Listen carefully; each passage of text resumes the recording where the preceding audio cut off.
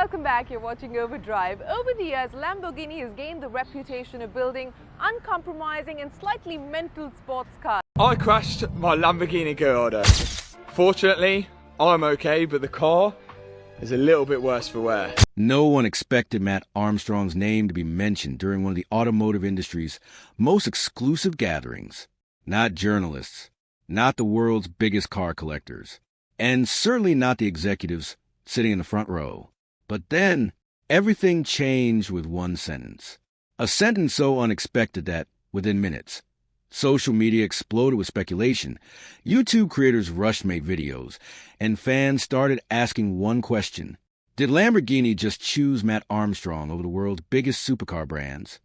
Because according to people inside the event, the atmosphere changed the moment Lamborghini CEO began talking about the future of performance cars. Everyone expected another speech about horsepower, electric technology, luxury, profit. Instead, the conversation suddenly shifted toward creators, people who weren't born inside billion-dollar companies, but who had earned millions of loyal fans by doing something manufacturers themselves rarely dared to attempt, taking impossible cars, completely tearing them apart, and bringing them back to life. Then came the sentence nobody saw coming. The future of automotive passion isn't only built inside factories anymore. The audience immediately went silent. Sometimes it's being built inside garages. At first, nobody understood what he meant, until he continued. Creators like Mat Armstrong have changed how an entire generation connects with cars. The room froze.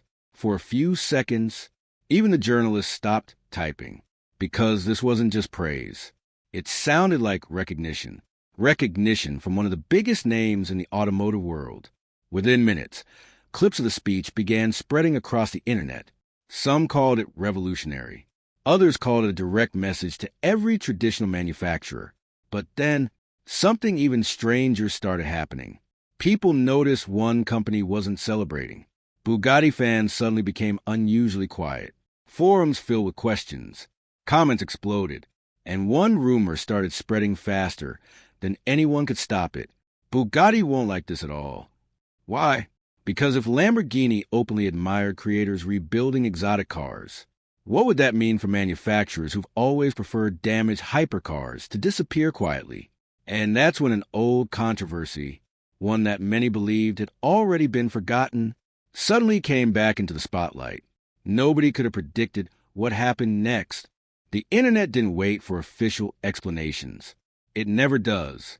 Within hours, thousands of fans began connecting dots that had never been connected before. Old interviews resurfaced. Forgotten clips started trending again. Comments from years ago suddenly carried a completely different meaning. People weren't just talking about Lamborghini anymore. They were talking about a shift in the entire automotive world. For decades, manufacturers controlled the story. If a rare supercar crashed, the public only saw the final result. If a complicated repair failed, very few people ever knew. Everything stayed behind factory walls. But creators like Mat Armstrong changed that forever. Instead of polished marketing videos, they showed stripped chassis, broken engines, bent suspension, electrical nightmares. The moments manufacturers rarely wanted in the spotlight. Millions of viewers didn't just watch the success. They watched every mistake, every setback, every impossible challenge. And surprisingly, that honesty made people trust creators even more. Now imagine what Lamborghini's reported praise seemed to imply. To many fans, it felt like the company was acknowledging something the industry had resisted for years. Real passion isn't measured by who builds a car. It's measured by who refuses to give up on it. That single idea spread across social media like wildfire. Some celebrated it as the beginning of a new era. Others argued it could create tension between manufacturers and independent builders. Then another question appeared, one that nobody could answer. What if other luxury brands were forced to respond? Would they support creators, ignore them, or distance themselves completely? As speculation grew, one name kept appearing in every discussion, Bugatti. Not because anyone had made an official statement, but because Mat Armstrong's previous Bugatti-related projects had already sparked huge conversations among enthusiasts. Fans began revisiting those moments, comparing different manufacturers' attitudes toward independent restorations and asking whether the industry was changing faster than anyone expected. Whether those theories were true or not almost didn't matter anymore, because the conversation had already escaped the control of the companies themselves. And then, a respected automotive insider hinted that something much bigger could be happening behind closed doors. If the rumor was accurate, this story was no longer about one speech. It was about a battle over who would shape the future image of the world's most exclusive cars. And what happened next left even longtime supercar fans completely stunned. The more people talked about it, the bigger the story became. What started as one reported remark had now turned into a global debate, not about speed, not about horsepower, but about influence. For years, the biggest car brands believed they controlled how the world saw their machines. Every launch was carefully planned. Every advertisement was professionally produced. Every image was perfect. Then creators like Mat Armstrong arrived and changed the rules completely.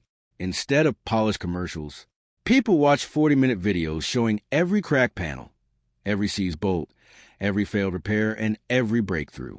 Millions found that far more exciting than traditional marketing.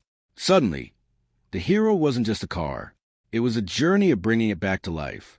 And that's what many fans believe Lamborghini had recognized. Not simply a YouTuber, but a new kind of ambassador for automotive passion. Meanwhile, online speculation reached another level. Some claimed other manufacturers would soon begin working more closely with independent creators. Others insisted luxury brands would become even more protective of their rare vehicles. No evidence confirmed either prediction, but the discussion itself showed how much the landscape had changed. One thing, however, was impossible to ignore. Every time Mat Armstrong uploaded a rebuild, millions watched, not because they expected perfection, but because they expected the unexpected. A snap bolt, a hidden fault, a moment where the entire project looked impossible. Those moments created something money couldn't buy: trust. And trust is powerful. It's why many viewers now look to creators before they looked at advertisements. As the debate continued, industry insiders reportedly began asking a different question. If creators now had audiences as large as television networks, could they become just as influential as the brands themselves? That possibility excited some people and worried others, because once public opinion starts shifting, it's almost impossible to reverse. Then, just as the discussion seemed to reach its peak, a new rumor surfaced. It suggested that someone inside the supercar world was preparing to respond publicly. No one knew who, no one knew when, but if that response actually came, it could completely change the direction of this story. And that was the moment everyone realized this wasn't the end of the conversation. It was only the beginning. As the dust slowly settled, one thing became clear. This story was never really about Lamborghini, and it was never only about Bugatti. It was about something much bigger: the relationship between the world's biggest automotive brands and a new generation of creators who had earned millions of loyal followers, one rebuild at a time, whether every rumor proved true or not. One fact couldn't be ignored. Mat Armstrong had accomplished something very few independent creators ever do.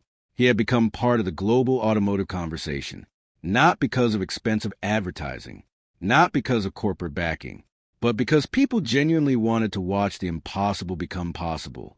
Every wrecked supercar he rebuilt, every challenge he faced, every obstacle he refused to give up on, built a level of trust that can't simply be manufactured. Perhaps that's why his name keeps appearing whenever the future of the car industry is discussed. Because today's car enthusiasts don't just admire finished masterpieces.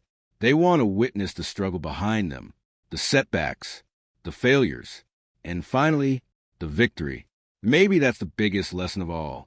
The future of automotive influence may no longer belong only to the companies building extraordinary cars. It may also belong to the people brave enough to tell their stories. So, did Lamborghini CEO truly change the conversation with one statement? Did Bugatti really feel the pressure? Or did one remark simply spark a wave of speculation that captured the imagination of car enthusiasts around the world? The answer is something only time and any future official statements can reveal. Until then, one thing is certain. The next time Mat Armstrong uploads a rebuild, the entire automotive world will be watching.